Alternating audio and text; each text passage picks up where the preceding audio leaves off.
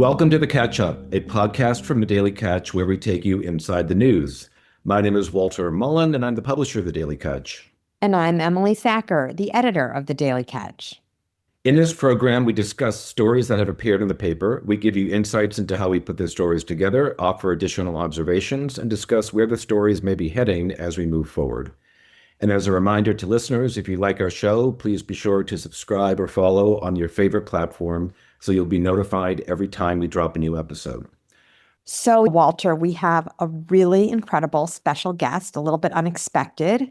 Peter Risafi, the director of Sweeney Todd, is on with us today.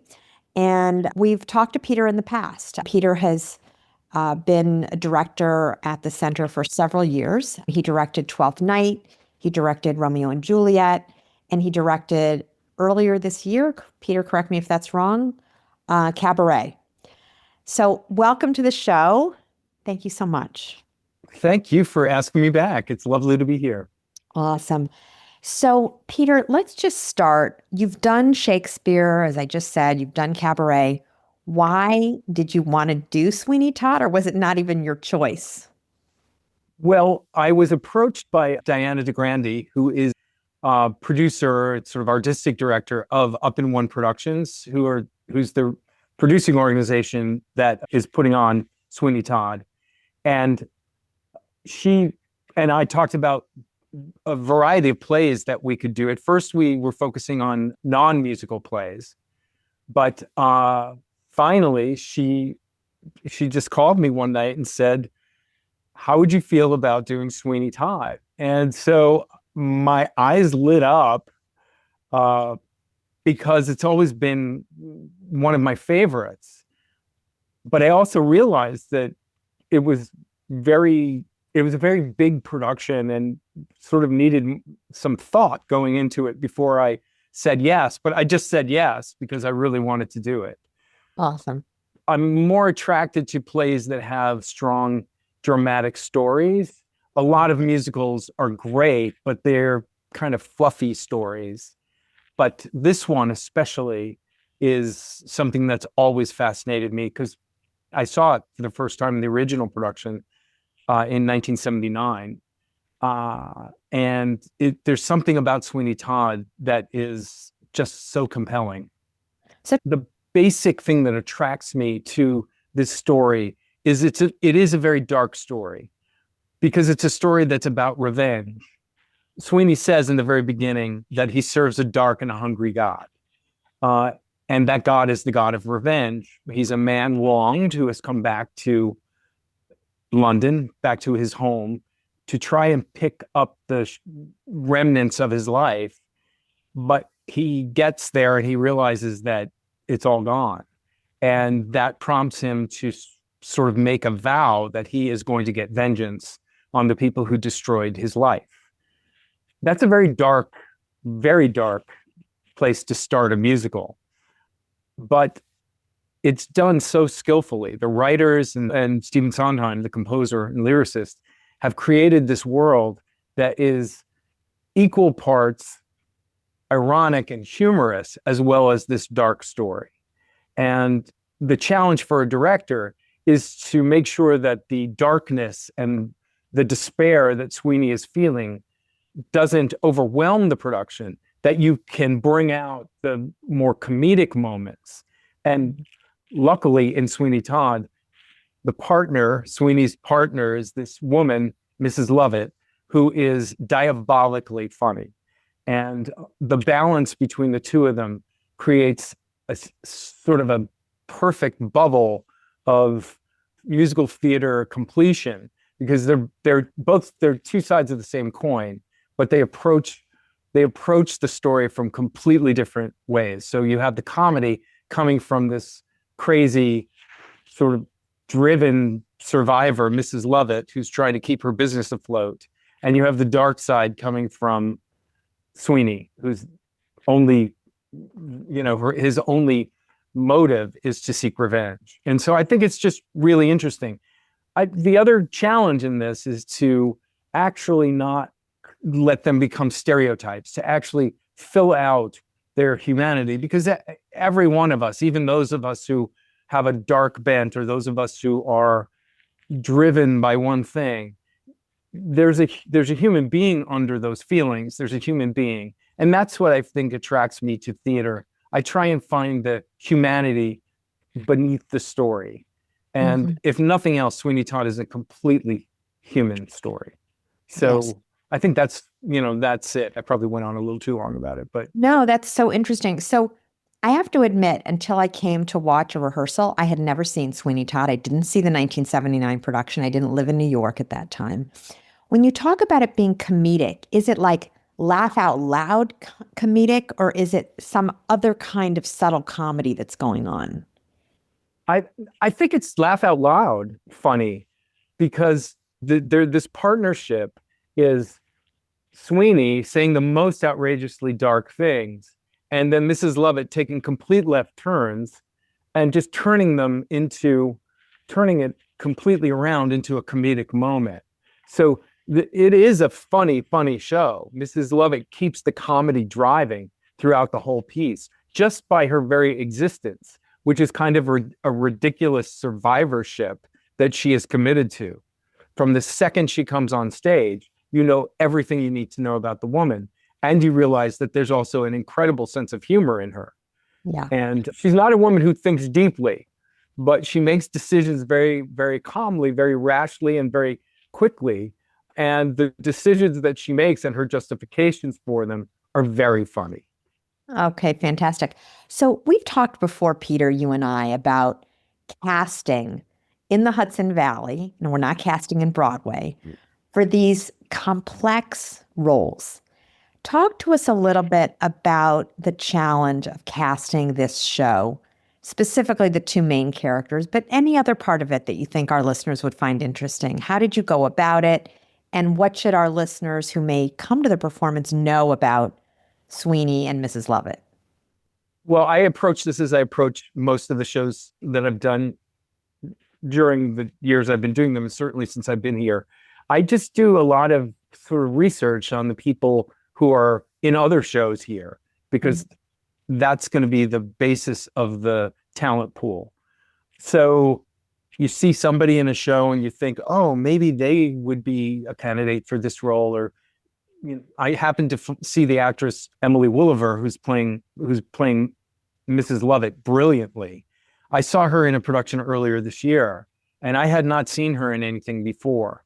And I thought, wow, she's got something there, and I'll be interested to see what she could do in her audition for Mrs. Lovett. So you sort of put a puzzle together, but it's not until you're actually in auditions and people come into the room.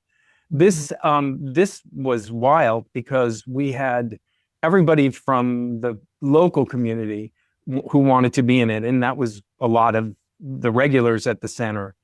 But because of it seems like Sweeney Todd is on every theater maker's bucket list. So if we got people auditioning, people drove down from north of Albany, people came up from Westchester, and because everybody just wanted to be in the show, because it's such an iconic, glorious musical. The music is astounding and it's very complex. And so we needed 15 singers for the ensemble, and the ensemble plays sort of the Greek chorus of the show. They tell you what's happening from scene to scene, but they also play smaller bit parts throughout. And we got a huge turnout. I think we had something like 87 people audition for this. Wow. And, and generally for a musical, you get maybe 40, 45 people. So we had almost double what we usually have, which was wonderful in a way, but it was also a little stressful because there were so many great people. You have to it's a lot of horse trading. And what about Sweeney? What about the character of Sweeney? I know when I talked to him a few weeks ago for the story that we wrote, he told me he's 28 years old. And this, of course, is a character that is considerably older than that. So why did you think that could work? I knew I had seen Dwayne. Dwayne Olsen is the wonderful actor who's blowing the roof off the theater as Sweeney. I've seen him in a bunch of stuff, and I knew that how talented he was. And I was hoping that he'd audition, because there are several roles that he'd be perfect for. But somehow when he came in the room, even though he's only 28, as he says, he's 28, going on 50. He's always looked 45. That's what he said. Since he was 12, he looked 45. So I knew that the age wasn't going to be an issue with Dwayne. And as the auditions went on, he brought a quality to Sweeney that was very layered. And it didn't seem like, a lot of people who approach Sweeney just think he's this one thing. And with Dwayne, I could see that Dwayne understood he was a complex person made up of many facets. And Dwayne brought that to the auditions and to the callbacks. And when he read with Emily, at the final callback, it was pretty clear that Dwayne was going to be the best one for the role.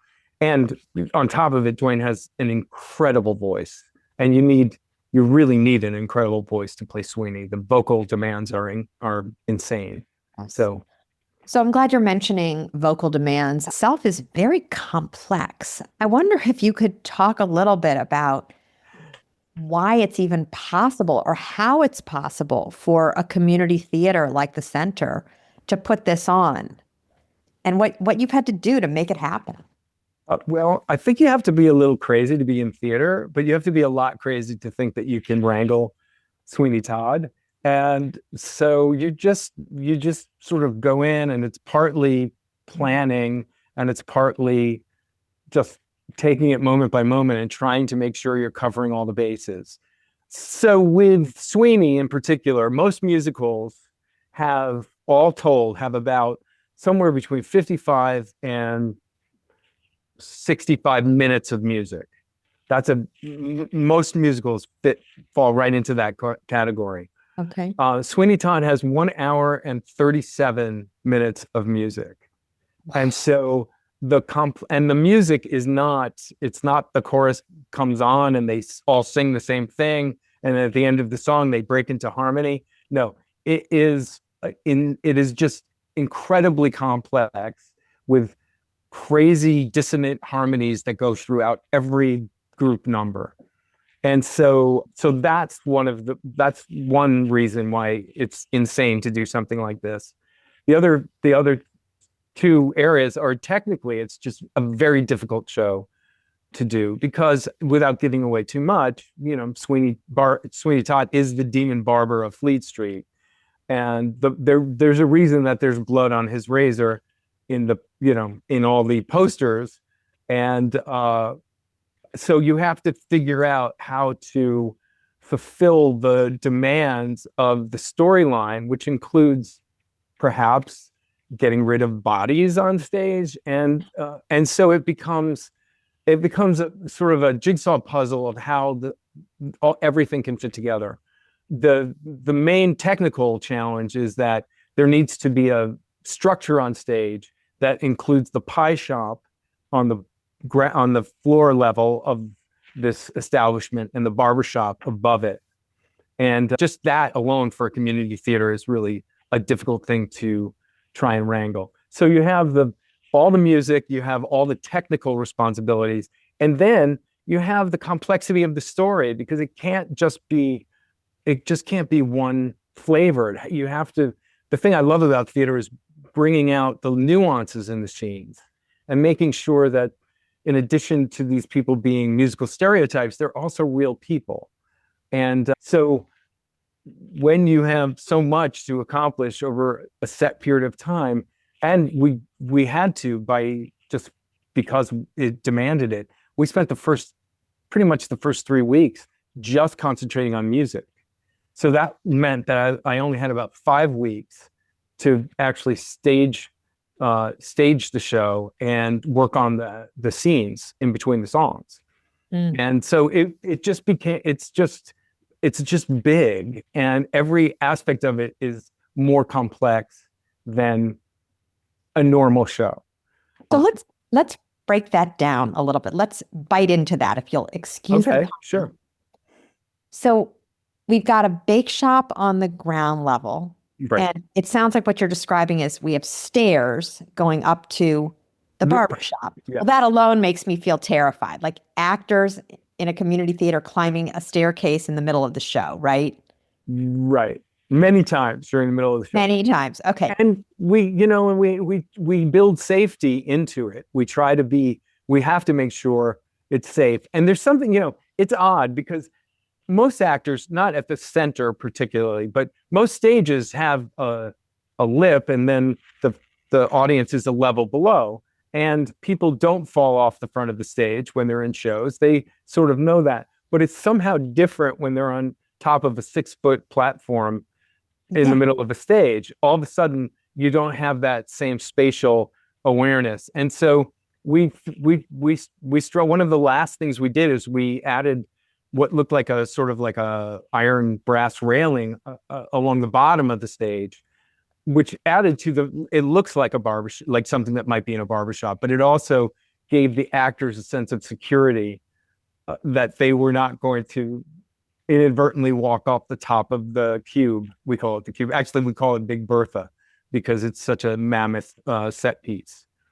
Okay. And without giving away, we don't want to have a spoiler alert in our show, in our story here, but you mentioned that some of these bodies have to exit the scene. And they're on a 6-foot platform. They're in a barber's chair. Presumably something terrible happens. And how do you get rid of them? And how did you find the talent to create this set for you? Well, first, how do you get rid of them? Yes. Well, let me, without being too spoilery, there is a trap door. Okay. So there is a trap door. It is Halloween after all. I know. So I think most people who are familiar at least a little bit with Sweeney Todd, or people who just see the demon barber, they kind of know that there's probably something going on there. But you have to get bodies from the barber's chair into the, out off stage. And so that required, when we were designing the set, and I was Brian Mechtley and Marie Weinford, who are my partners in crime, the three of us, plus a wonderful woman named Randy. I always get her name wrong, so I'm going to make sure I get it right. Randy Kiersnowski, who I've worked with as an actress, but never as a designer. Randy asked if she could design the barber chair, because that's one of the big things. So we have the barber chair, a custom-made, handmade barber chair that does everything it needs to do to deliver the bodies to where they need to go. And so the technical aspects of the mechanics of what had to happen helped us define the way the set needed to be designed. And so without giving too much away, I will just say that if you were backstage looking into this set piece, you would have a whole different show that you watched about how the action transpires, then gets people from the barbershop into the bakehouse. So okay. Enough said. Enough said. It's a show within a show. It is a show within the show. And people don't get to see the show within the show. No. They can trust that it's happening and no one's going to get hurt. No one gets hurt. We after much sort of examination, we figured out safety protocols that work, because some of the actors are, apprehensive about it. I sat on the barber chair just to sort of see what it felt like. And I was like, oh boy. But all the actors have been trained. They've been trained in the technical needs of this, and they all go through it because they know it's safe. So you've done several shows so far. How's it gone? Has it been okay? Yes, we had a great opening weekend. We've nearly sold out every performance. We sold out the last one completely. And ticket sales have been really, really good. It's a popular show, but people are hearing how great this production is, how wonderful the leads are. Both Dwayne and Emily are pretty well known throughout the theater community. And so they're being seen in roles that have been dream roles for them. And so people really want to come see this. My producer, Diana DeGrande, he's the producer of Up in One. She and I are kind of kicking ourselves because we certainly could have had a longer run. We could have had another weekend and probably sold that out too. But we're happy just to have 3 solid sold out weeks. So Okay, fantastic. that's that. So ultimately, as we close out our podcast today, Peter, why ultimately, now that you're almost done with it, do you feel this has been a satisfying project for you and for the center, for that matter? You know, it's incredible. I've never been involved with a show. I've done so much theater work in my life, and I thought I knew Sweeney Todd. I've known it since I was, 19, 20, 22. I thought that I had a deep knowledge of the show, but it wasn't until I started working on it that I realized exactly how rich it was, but also how difficult it was. So we just, it was sort of like the old game, beat the clock. We were just trying to make sure that we got everything done that we needed to get done regarding the music, regarding the choreography, regarding the staging, regarding the tech work. And it was down to the wire. It was really a close one. So going into it, I probably shouldn't say this, but we never had a dress rehearsal that we didn't have to, the last 2 rehearsals are final dresses, and you're supposed to just do them as if they're performances. But because of the technical demands, we actually had to stop twice during the final dress rehearsal, which is unheard of, but you have to stop if you sense there's going to be a safety issue. And so we had never, until opening night, we had never really gone through the show without stopping. And that is something that made me very nervous. And so the cast rose to the occasion. We have a fabulous tech crew, and everything came together, and the orchestra is gorgeous. We have an expanded orchestra for this. So it just magically came together on opening night, and it's been 3 nearly perfect performances since then. So, you never get perfect. You never get to perfection in theater, but you can get pretty close, and we've gotten pretty close. So it's been a thrilling and surprising journey for me, because, you just at one point you think this is never going to come together. So that when it does come together, it's really pretty thrilling. So on Sunday when I was watching it, and the other wonderful thing about theater, and I'll give credit to the entire cast for this, they're just finding so much more each performance. And so after the curtain call on Sunday, it was sold out, so I had to watch from up the mezzanine where the tech crew sits.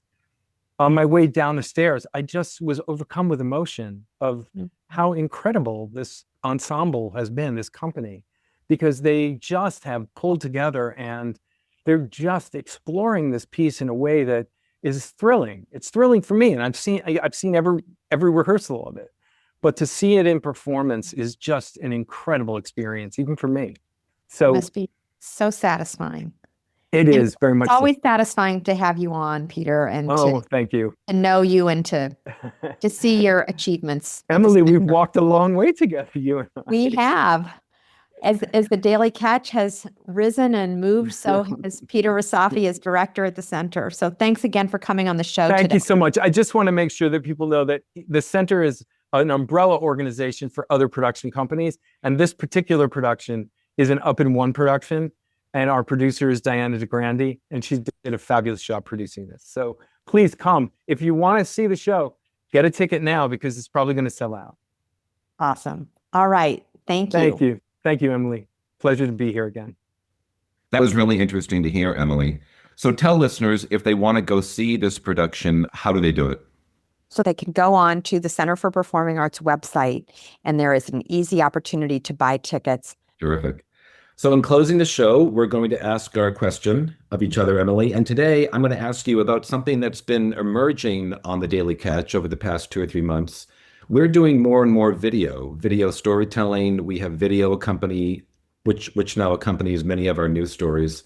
Tell listeners how we're moving into video and some of the complexities and challenges of telling a news story through video versus telling a news story through print.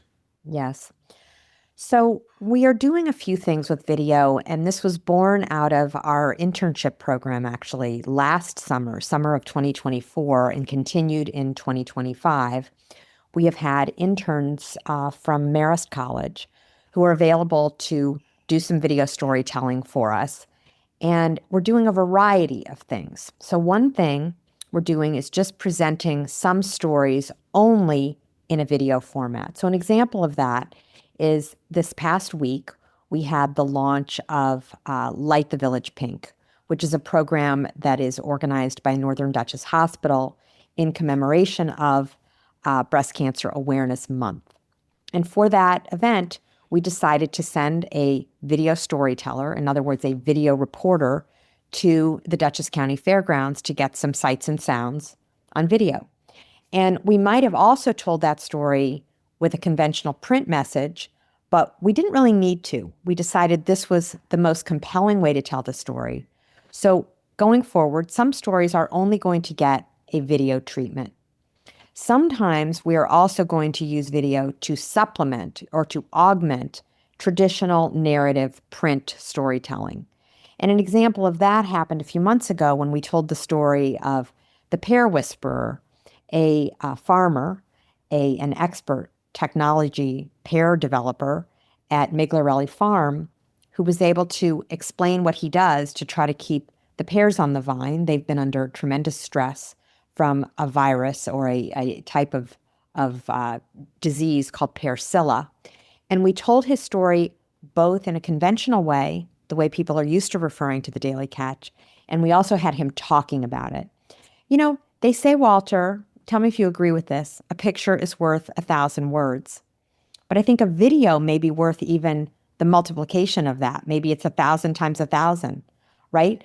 A video might take just 90 seconds. That's the amount we're limited to with Instagram Reels. But we have that video spooling out many, many, many photographs over that 90 seconds. So we are experimenting with this. We think it's important for both long-form journalism, for short-form stories, and for standalone videos. And I would love our readers and our listeners to reach out to us with ideas. We're really inundated right now with great ideas, but there's no number that's too many to hear, and we'll see where this goes. Wonderful. This concludes our episode of The Catch Up. We hope you enjoyed listening. Again, if you like our show, please be sure to subscribe or follow on your favorite platform, and you'll be notified every time we drop a new episode. Thank you to Matty Rosenberg and Jen Hammoud at Radio Free Rhinecilff for their help producing today's show, and a big thank you to Esther Martell for her help with editing. Emily, always a pleasure to catch up with you. You too, Walter. Have a great one.